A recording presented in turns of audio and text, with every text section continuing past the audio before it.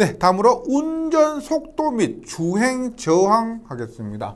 우리가 전기 철도가 달릴 때 운전 속도 그리고 그 운전을 방해하는 저항이 있습니다. 이런 부분에 대해서 한번 공부해 보겠습니다. 1번 운전 속도가 있습니다. 평균 속도는 뭐 잘 아시겠지만 순주행 시간분의 운전 거리. 속도가 뭐요? 속도는 시간분의 거리인데 여기에서 예를 들어서 서울에서 부산까지 거리 뭐 400km다 하고요. 여기에서 시간은 순주행 시간입니다. 우리가 역에서 쉬죠. 정지를 합니다. 그런 시간은 제외하고 실제 운행하는 시간, 순주행 시간분의 운전 거리가 평균 속도입니다. 거기에 반해서 표준 속도는 뭐냐면 예를 들어서 우리가 역에서 쉬는 시간 있죠. 예를 들어서 자동차 타고 간다고 했을 때 서울에서 부산까지 너무 머니까 휴게소에서 한 번, 두 번 들러서 쉰다는 거죠. 그러한 쉬는 시간까지, 정차 시간까지 더한 것이 표준 속도입니다. 그래서 표준 속도는 뭐냐면 평균 속도는 이거죠. 순주행 시간분의 운전거리인데 표준 속도는 여기에 분모의 정차 시간까지 더한 겁니다. 예를 들어서 볼게요. 예를 들어서 여기 5개가 있습니다. 뭐 서울에서 출발하는 거죠. 서울에서 뭐 출발해서 뭐 천안 갔다가 뭐 대전 갔다가 뭐 구미 갔다가 부산까지 대구죠. 대전에서 뭐 구미에서 뭐 부산 이렇게 했을 때 우리가 보세요. 순주행 시간은 어떻게 됩니까? 순주행 시간은 지금 그냥 여기서 똑같죠? 그냥 순주행 시간이고 정차 시간이 어떻게 돼요? 정차 시간 몇 번 쉬어요? 서울에서 출발해서 부산 도착할 때까지 여기서 한 번 쉬죠. 천안에서 한 번 쉬고 대전에서 2번 쉬고 구미에서 이렇게 3번 쉽니다. 총 우리가 정거장이 5개지만 쉬는 시간 정차 시간은 3번이에요. 3번. 그래서 5개의 정거장 수에 비해서 정차 시간은 3번 하니까요. n-2t가 되는 겁니다. 그 다음에 운전 거리는 어떻게 됩니까? 정거장 수가 5개지만은 운전할 때 보세요. 여기서 한 번 운전하죠. 한 번 운전하고 여기 2번 운전하고 여기 3번 운전하고 여기 4번 운전하는 겁니다. 맞죠? 그래서 정거장 여기서 운전하는 것은 정거장에서 1을 빼는 겁니다. 그래서 분모에는 n-2, 분자에는 n-1입니다. 그리고 L은 정거장 간격, 뭐 지하철역이라 했을 때 정거장 간격이 똑같다고 했을 때 예를 들어서 이렇게 되고요. 여기는 n-2t, t는 정차 시간입니다. 정차 시간이 3번을 쉰다고 했을 때 n-2t, 그리고 t는 전주행 시간 해서 이 공식이 시험에 자주 나옵니다. 표준속도 구하는 공식이죠. 그리고 반드시 여기 정의도 함께 정리해 주시기 바랍니다. 순주행 시간 플러스 정차 시간까지 고려한 것뿐에 운전 거리. 그 다음에 표준 속도를 올리는 방법이 있습니다. 근데 표준 속도를 올리는 방법이 보세요. 표준 속도를 이것을 올리려고 하면은 운전 거리를 줄일 수는 없죠. 서울에서 부산까지 가야 되는데 표준 속도 높이려고 서울에서 대구까지만 갈 수는 없다는 겁니다. 맞죠? 그래서 운전 거리는 조절이 불가능하고요. 표준 속도를 높이려면은 순주행 시간 플러스 정차 시간, 이 시간을 내려야 되는 거죠. 분모를 줄여야 되는 겁니다. 그런데 순주행 시간을 줄이려면 어떻게 할까요? 조금 위험하더라도 가속하고 감속하고 자동차가 빨리 가려면 어떻게 돼요? 가속도 하고요. 정지할 때 급속도로 밟고 그래서 순주행 시간을 감소시키기 위해서 여기서 주행 시간이나 정차 시간을 감소시키는데 주행 시간을 감소시키는 방법으로서 가속도와 감속도를 모두 크게 합니다. 가속하고 감속하고 크게 하면은 표준 속도를 올릴 수가 있다. 그 다음 주행 저항입니다. 우리가 전기 철도를 운전하다 보면은 그 운행을 방해하는 성분이 있죠. 그것이 주행 저항인데 이런 겁니다. 우리가 가고 있을 때, 우리가 열차가 움직이고 있을 때 방해하는 그 능력, 그 성분하고요. 정지해 있다가 출발할 때 그 방해하는 거. 우리 직류 직관 전동기 사용합니다. 왜? 직류 직관 전동기가 기동 토크가 제일 크다 그랬죠. 기동할 때 힘이 가장 큽니다. 왜? 다르게 말하면 출발할 때 그 저항이 있죠. 출발할 때 방해하는 그 능력이 전기철도가 크기 때문에 기동할 때 큰 토크가 필요한 직류 직관 전동기를 사용하는 겁니다. 출발 저항은 뭐냐? 열차가 정지 상태에서 출발할 경우 존재하는 저항. 맞죠? 움직이려면 이렇게 가야 되겠죠. 출발할 경우 존재하는 저항으로 출발 후 속도가 대략 8km/h에 이르기까지 직선적으로 감소합니다. 네, 8km/h에 이르기까지 직선적으로 감소하는 것이 출발 저항. 그다음 주행할 때도 저항이 있겠죠. 주행할 때 그 차륜, 그 바퀴의 마찰 이런 것도 모두 방해하는 능력입니다.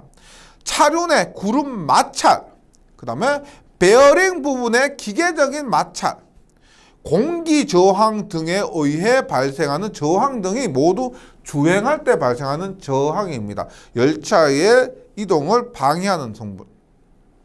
또 뭐가 있을까요? 곡선 저항이 있습니다. 우리가 곡선할 때 곡선 때문에 고도 캔트, 확도 슬랙 이런 것도 있었죠. 그때는 곡선할 때는 당연히 직선할 때보다 속도를 늦춰야 합니다. 곡선할 때 볼게요. 열차가 곡선 구간을 달리면 곡선 반지름에 반비례해서 받게 되는 저항입니다. 곡선 반지름이 크면은 곡선 반지름이 작으면은 뾰족하고요. 곡선 반지름이 크면은 완만하죠. 맞죠? 그래서 곡선 반지름이 크면은 작죠. 곡선이 완만하니까. 곡선 반지름이 작으면 뾰족하니까 어떻게? 큽니다. 그래서 반비례한다는 거예요. 곡선 반지름에 반비례해서 받게 되는 저항이 곡선 저항입니다. 곡선 부분에. 그 다음 구배 저항은 뭘까요? 구배는 뭐다? 경사입니다. 경사인데 우리가 구배를 할 때는 우리가 퍼센트는 100분의 1이잖아요. 1000분의 1이었습니다. 1000분의 1. 예를 들어 우리가 이렇게 1000m고 1m 이만한 경사지 1000m고 뭐 10m고 100m고 10m고 이러면은 굉장히 그 경사가 크거든요. 그래서 이따 구배저항 할 때는 1000분의 1 단위를 쓰고 경사 궤도를 운전할 때 중력에 의해 발생하는 저항이고 구배저항은 조금 이따가 나오지만 구배저항 우리가 RG라고 하면은 1000 뮤, W 이렇게 씁니다. 킬로그램인데 이 1000은 그냥 톤을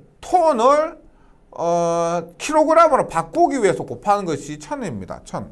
그리고 W도 뭘까요? W는 열차의 중량입니다. 차량의 중량이고 U가 뭐냐? 900. 그래서 중량에다가 9배를 곱한 것이 구배 저항이 됩니다. 경사 궤도로 운전 시 중력에 의해서 발생하는 저항. 올라갈 때 중력에 의해 발생하는 저항이고요. 다섯 번째, 가속 저항이 있습니다. 가속 저항은 관성 계수를 고려했을 때 가속이 뭐예요? 가속은 더 빨리 시간분의 속도죠. 시간분의 속도. 그래서 더 빨리 가는 그럴 때 가속할 때 발생하는 저항인데 관성계수를 고려했을 때요. 그래서 열차가 가속 시 발생하는 저항이라 보시면 되고 전동차가 있고 객차가 있습니다. 전동차는 전동기가 설치된 거고 객차는 전동기 없는 것 있죠. 승객이 타는 그런 것이 객차입니다. 이때 전동차의 가속 저항은 우리가 31AWA는 뭐요? A는 가속도입니다. 가속장이기 때문에 가속도고요. W는 뭐 차량의 중량, 여기서 했지만 차량의 중량. 객차일 때는 31A입니다. 그래서 전동차의 가속저항 구하라고 하면 그냥 31AW 주어지는 것 다 곱하면 되고요. 수치 31 기억을 해주시면 됩니다.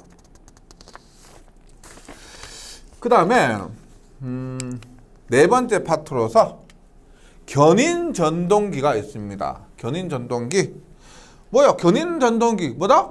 끌고 가는 전동기. 견인차? 그냥 끌고 가는 거죠. 견인 전동기, 우리가 앞에서 객차나 화물차 이런 것들을, 화물카 등을 끌고 가는 전동기, 즉 그 앞부분에서 맨 앞에서 전동기 설치되어서 끌고 가는 그런 전동기가 견인 전동기입니다.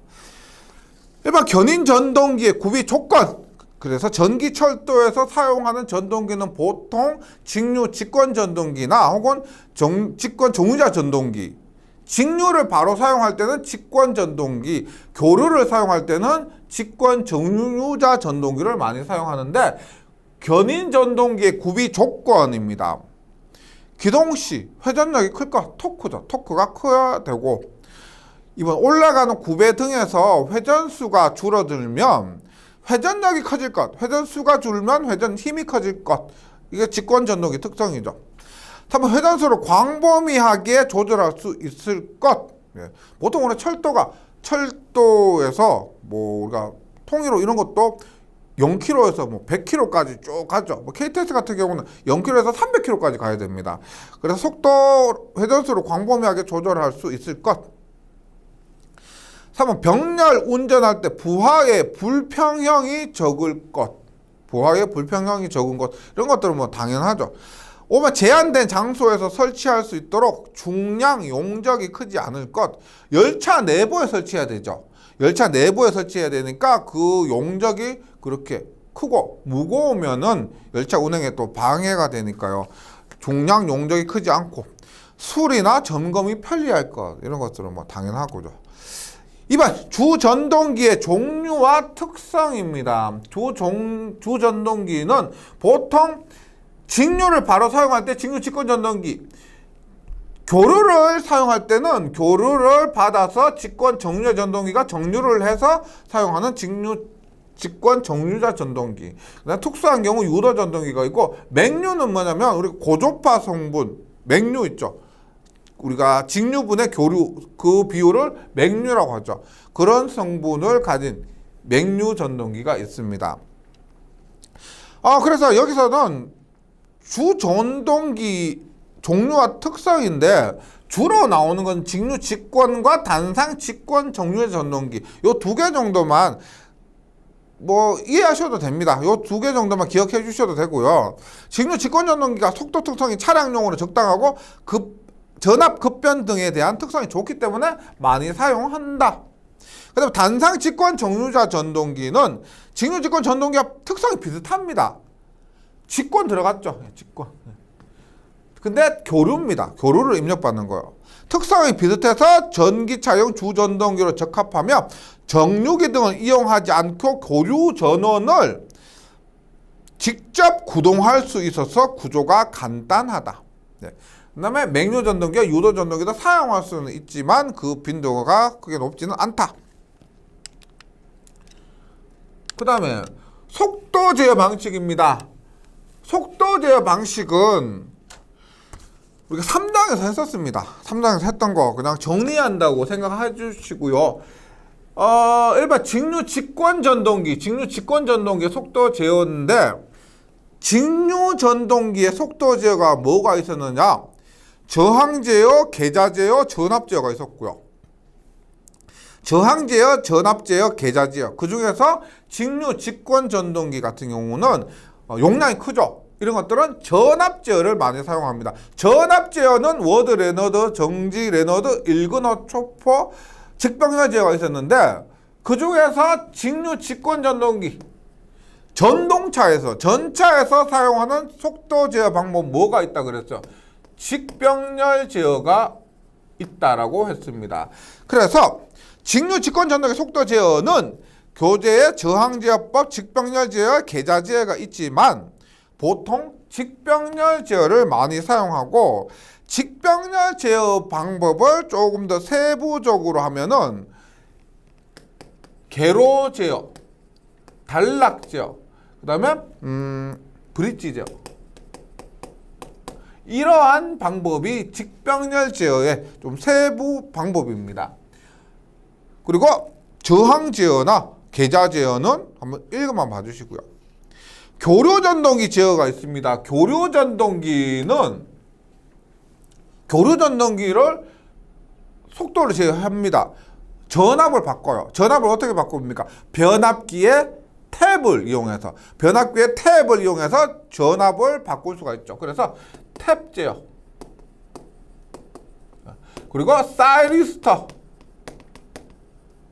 위상, 사이리스터의 위상을 제어하는 방법, 교류 전동기의 제어 방법입니다. 속도 제어 방식. 네.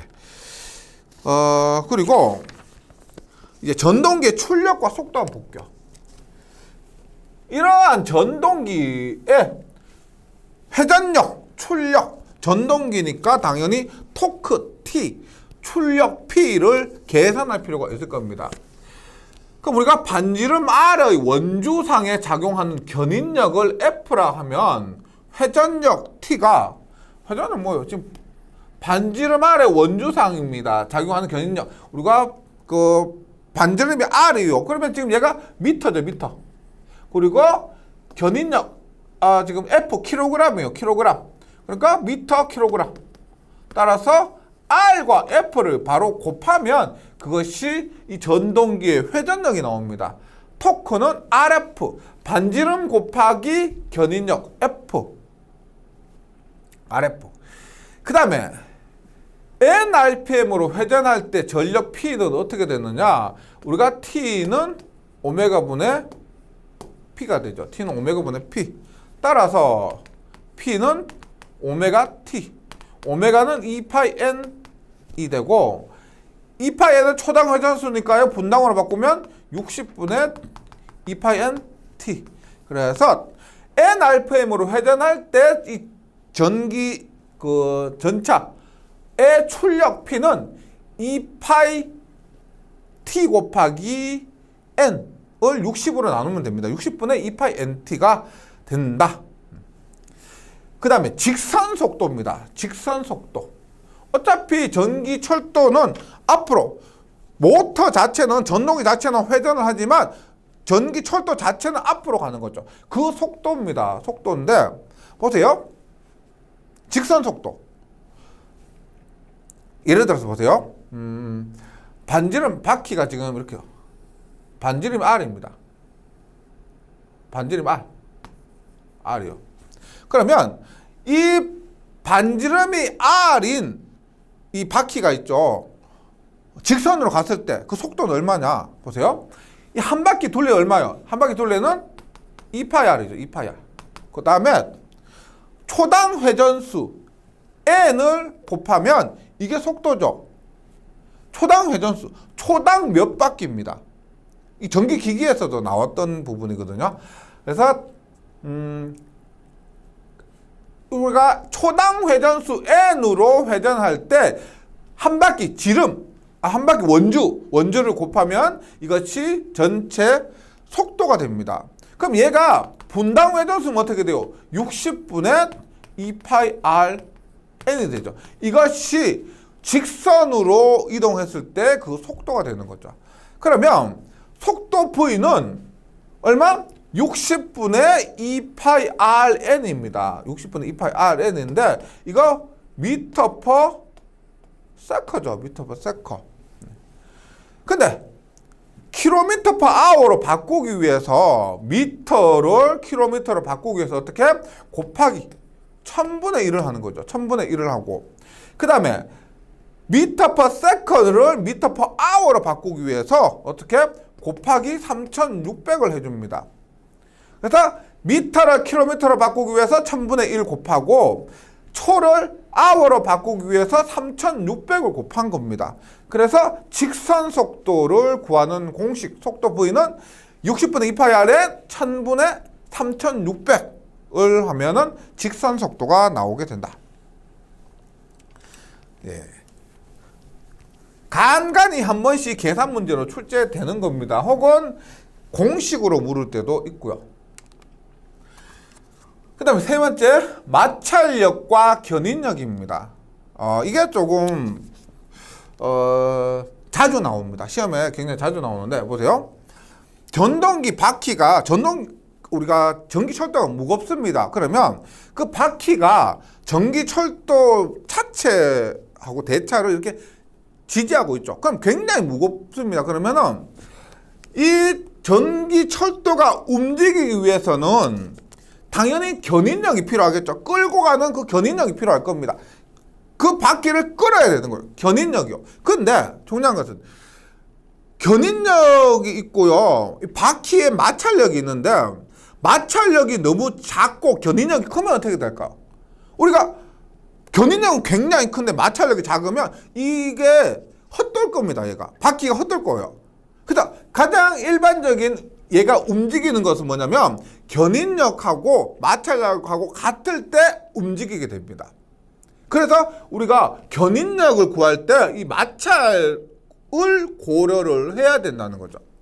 다시 말씀드리면 견인력이 크고 마찰력이 작으면 바퀴가 헛돌아서 전기 철도가 그 전동기가 제대로 움직일 수가 없다. 이런 개념으로 접근해 주시면 됩니다. 교재를 볼게요. 차 바퀴가 궤조면을 전기철도 레일 이런 면을 미끄러지지 않고 회전할 수 있는 것은 차륜과 궤조면 사이에 마찰력이 있는 거죠. 마찰력이 있기 때문인데 이 마찰력은 견인력과 더불어 커지지만 속도가 빨라지면 커지지만 견인력의 크기가 최대 마찰력보다 커지면 견인력의 크기가 마찰력보다 더 커지게 되면은 차륜이 미끄러져서 공회전하게 된다는 겁니다. 그래서 같아야 된다. 그래서 지금 공식이 있습니다. FA 견인력을 구하는데 1000μWA가 됩니다. 앞에서 보신 적 있죠? 1000은 뭐냐면 얘가 톤이에요. 톤을 킬로그램으로 바꾸기 위해서 곱해진 그냥 상수입니다. 상수고요.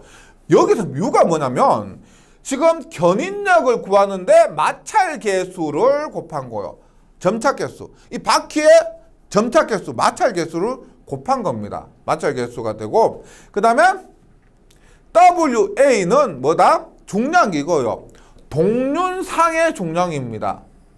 우리 앞에서 저항 얘기할 때요. 그 구배장 할 때 1000μW 있었죠. 구배장 할 때. 이게 헷갈리실 건데 이때 구배장 RG는 1000μW였습니다. 공식이 똑같죠? 똑같은데 이때 μ는 뭐냐? 9배였습니다. 9배. 예. 그리고 W 요 무게고요. 얘하고 똑같은 여기에서 μ는 뭐냐면 마찰 개수입니다. 구분해 주시고 그 다음에 또 많이 착각하시는 것이 헷갈려 하시는 것이 이때 WA가 뭐냐면 여기 동륜 있죠. 동륜의 마찰 개수를 곱한 것이기 때문에 이때 무게는 동륜 상의 중량입니다. 바퀴 상의 중량이다. 이거고요. 그 다음에 이게 다르게 WG로도 구할 수가 있는데 이때 W 뭐요? 전차 중량. 그 다음에 G는 9배입니다. 이 공식. WG 9배 곱하기 전차 중량. 이것이 우리가 견인력. 그래서 견인력을 구하는 방법은 두 가지다. 구분을 해 주셔야 됩니다. 첫 번째는 동륜상의 중량에다가 마찰 개수를 곱한 값.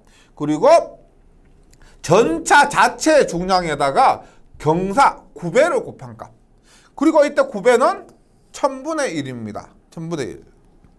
이렇게 헷갈리지 말고요. 꼭 정리를 해주시고 문제풀이에서 다시 확인을 해주시면 되겠습니다.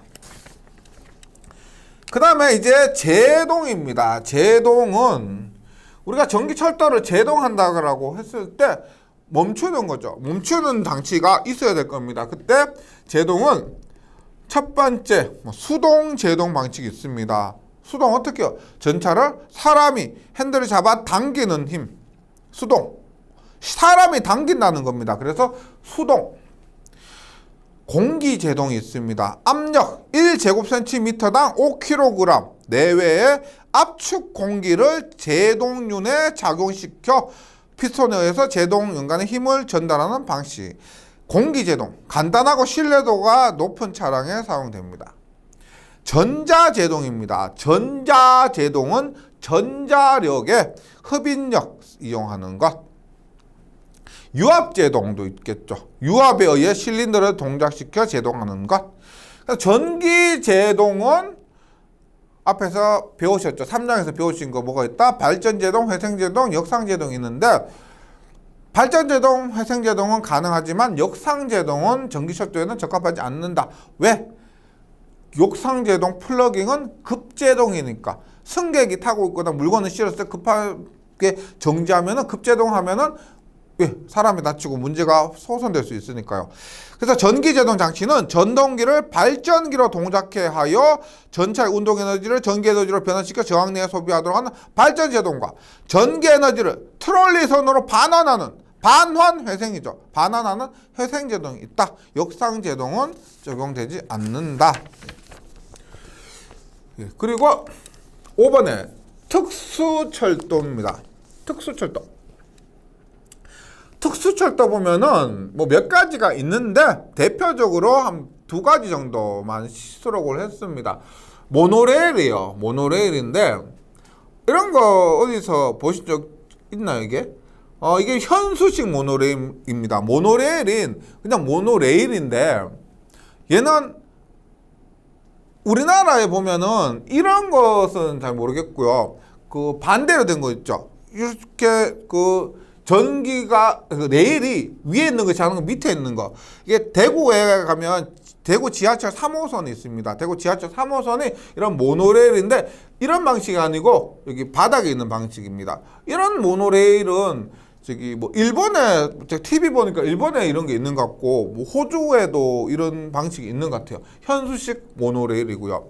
그리고 이거 보시면 우리가 앞에서 알고 있던 뭐 가공 단선식이나 가공 복선식 이것이 아니고 이는 3궤도 방식이죠. 우리가 가공, 단선, 복선 이게 아닙니다. 3궤도 방식이 되고요.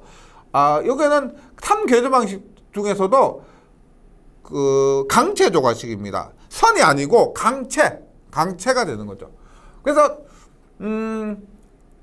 이 모노레일 자체의 방법이라고 하면은 강체 복선식 가선 방법이 사용된다라고 합니다. 선이 아니고 강체. 이렇게 지지하려면은 굉장히 튼튼한 강체가 사용돼야 된다. 그리고 또 장점으로 보면은 용집이나 건설비가 적고 건설 공기가 짧다. 그리고 일반적인 지하철 땅을 파야 되는 그런 지하철보다 이런 모노레일 방식 대구 지하철 3호선 생각해 주시면요. 이게 지하철 자체를 만든 땅을 파서 만드는 것보다 전체적인 용집이나 건설비가 적고 공기가 짧습니다. 열차 운행 시 소음이 또 적고요. 지하철보다.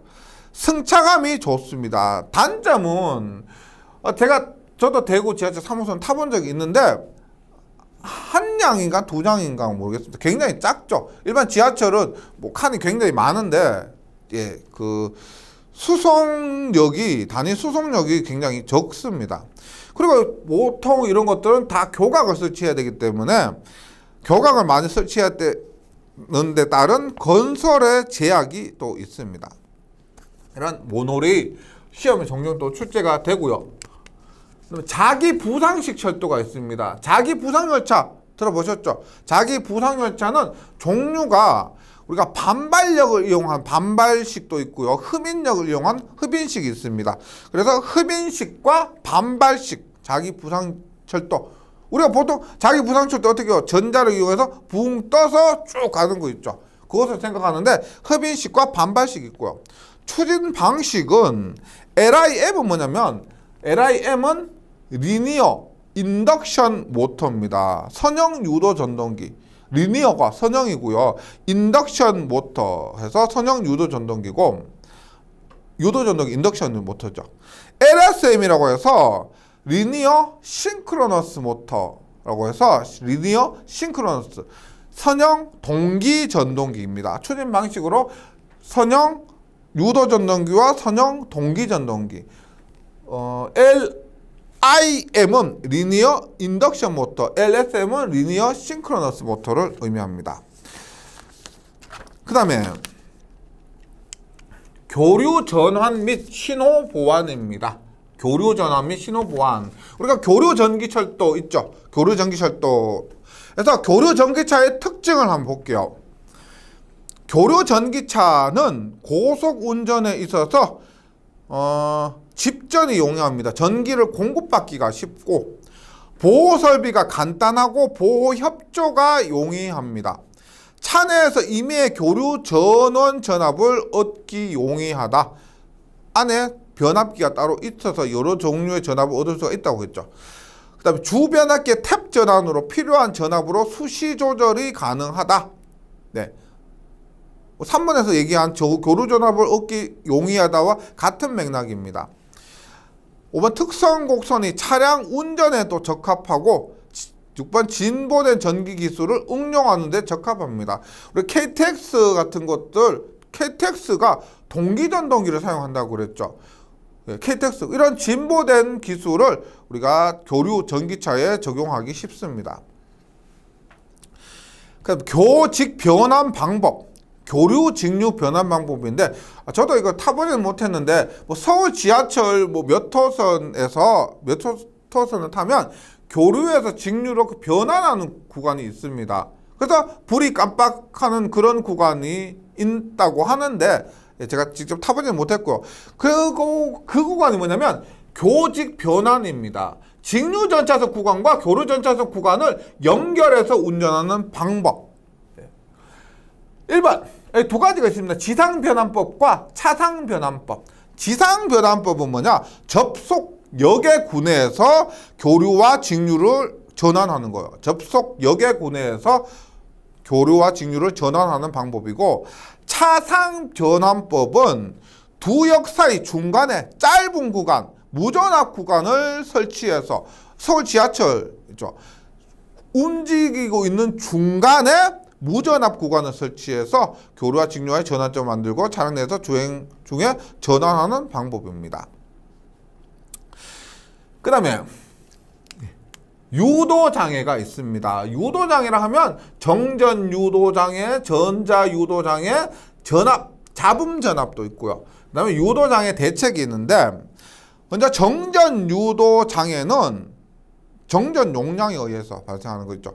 가선 전압에 따라서 통신선에 유도되며 가선 전압의 크기나 트롤선과 통신선과의 거리에 따라 결정되지만, 이 정전 유도 장애는 우리 전력공학에서도 공부했지만은요, 이것은 크게 문제되지 않고 연피 케이블을 사용하면 완전 차폐가 가능합니다. 정전 유도 장애. 그다음 전자유도 장애는 트롤리선의 전류에 의해서 통신선의 종방향으로 유도되는 거. 우리가 전력공학 시간에서도 정전유도 장애는 큰 문제가 되지 않았지만, 전자유도 장애, 전력선이 이렇게 있으면 통신선에 전자유도 전압이 발생합니다. 그 전압에 의해서 발생하는 유도가 전자유도가 되고요. 잡음 전압도 있습니다. 직류전기철도에서 회전별류기 또는 수은정류기 등의 정류 과정에서 직류층에 고주파 성분이 발생한다. 이렇게 고주파를 포함해야 되고, 이것에 의해서 잡음이 발생하는 것이 잡음 전압입니다. 근데 유도장애 대책은 잘 아시겠지만, 통신선을 케이블화, 차폐가 더 완벽하게 된 거죠. 차폐를 할 수 있기 때문에 통신선을 케이블화하면 되고요. 유도 경감 시키는 기기를 설치해도 되고, 흡상 변압기, 앞에서 했었죠. 교류 방식에서 흡상 변압기 BT 부스터 트랜스포머를 사용하면 통신선 유도 장애를 경감시킬 수가 있다. 그래서 유도 장애 대책으로 흡상 변압기 설치가 있습니다. 그 다음에 보안 설비입니다. 전기철도를 안전하게 운행하기 위해서 안전을 보강하는 보안 설비 볼게요. 먼저 궤도회로가 있습니다. 궤도회로는 궤도회로에서 레일이죠. 레일의 일부를 전기회로 일부로 이용하죠. 신호 또는 보안 장치를 직접 또는 간접으로 제어하는 데 이용한 겁니다. 궤도회로를 이용한다. 그래서 궤도회로는 궤도 중에서 침묵 레일 도상 중에서 레일의 일부를 전기회로의 일부로 이용하는 겁니다. 그럼 폐색 장치 시험에 종종 출제가 되는데 선로의